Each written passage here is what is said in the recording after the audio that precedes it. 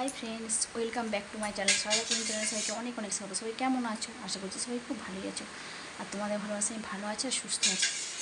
তো বন্ধুরা দেখো, আজকের ব্লগটা দুপুর থেকে শুরু করলাম। অন্য দিনের ব্লগ সকাল থেকে শুরু করি, তো আজকের ব্লগটা দুপুর থেকে শুরু করলাম। কারণ কি আজকে দেখাতে চাই, আজকের ব্লগটা একটু অন্যরকমই হবে, তো তোমরা দেখতেও পাবে।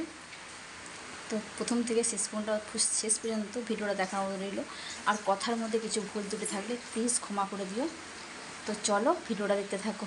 আজকে যাব, দেখতে পাচ্ছ কেমন রোদের জোর, তাকাতে পারা যাচ্ছে না। দেখো ঠিক এই রোদে যাব তিল গুটাতে। তো চলো তোমাদেরকে দেখাবো কোথায় তিল মিলেছি। জাস্ট এই গুটি এসেছি তিল। মুখের অবস্থা দেখি বুঝতেই পারছো, আর গায়ের অবস্থা দেখো, পুরো ধুলো ধালায় ভর্তি হয়ে আছে। আর তো হয়তো আমার অনেক বন্ধুরাই ভাবে যে আমরা হয়তো সবসময় ভিডিওই করে বেড়াই আর আমাদের কোনো কাজ চর্চা নাই, কিন্তু অনেক কিছুই কাজ আছে ঘরেতে।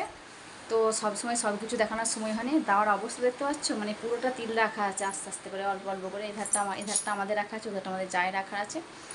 আর দাওয়ার অবস্থা হচ্ছে কোন ঘর দর এখন বাগানোর সময়ই হয় না, তো প্রচুর গরম।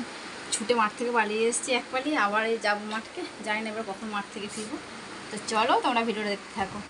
তো বন্ধুরা দেখো, অবশেষে বেরিয়ে পড়লাম রেডি হয়ে, গামছা টামছা মুখে বেঁধে, মাথায় বেঁধে, এক বোতল জল নিয়ে বেরিয়ে পড়লাম। আর যাবার সময় গিলটা একটু দিয়ে দিলাম, কারণ বিড়াল আর কুকুর প্রচুর প্রচুর অত্যাচার করে, তাই যাবার সময় গিলটা কেটে বেরিয়ে যাচ্ছি। আর যাবার সময় এক বোতল জলও নিয়ে যাচ্ছি, কারণ স্বামী মাঠে আছে, জল খাবে, কারণ অনেকটা দূরেই তো, তাই সবসময় আসার সময় হয় না। তো ওই জন্যই জল এক বোতল সাথে নিয়ে যাচ্ছি। আর দেখো কি পরিমাণ রোদ্দুর। যেখানটায় তিল আদায় হচ্ছে, যেখানে তিল আদায় করছি, সেখানটা না একটা গাছে ছায়া আছে, না একটু বসার জায়গা আছে। এটাতে সবথেকে বেশি কষ্ট হচ্ছে, জানো তো বন্ধুরা। ওই যে দেখো, ওই দূরেতে তিল আদায় হচ্ছে। তো জানি না মাঠ থেকে কখন ফিরবো, আদৌ ফিরতে আমি পারবো কিনা সেটাই বুঝতে পারছি না। এতটা রোদ্দুর দিয়েছে। ওরা আগেই চলে গেছে।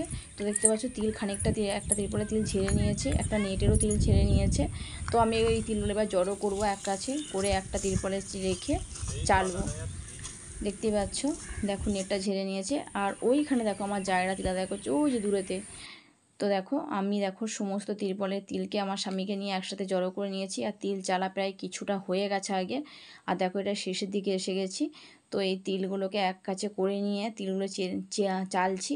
তো চালা দেখো চেলে প্রায় ফ্রেশ এক বস্তা দু বস্তা, আগে এক বস্তা রাখা হয়েছে, আবার এক বস্তা বের করে দিয়েছি।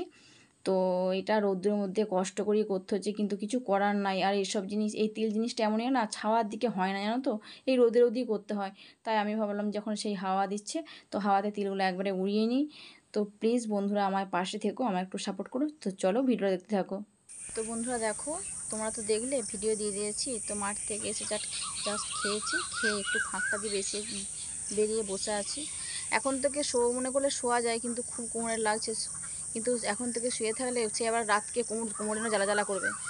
তাই ভাবলাম একটু ফাঁকটা দিয়ে বসে আছি, দেখতে পাচ্ছি পুকুরের পাড়ে বসে আছি। তো বন্ধুরা চলো, আর ব্লগটা বেশি বাড়াতে চাই না, নিজের শরীরও খুব কষ্ট হচ্ছে। আর তো শেষে একটা কথাই বলি, যারা এই মুহূর্তে আমার ভিডিও দেখছে তারা প্লিজ আমার চ্যানেলটা সাবস্ক্রাইব করে দিও, আর পাশে থাকা বেল বাটনটি প্রেস করে দিও, যাতে পরে তোমরা নিত্য নতুন ভিডিও দেখতে পাও। তো চলো, সব ভালো থেকো, সুস্থ থেকো, নিজের শরীরে খেয়াল রেখো। টাটা।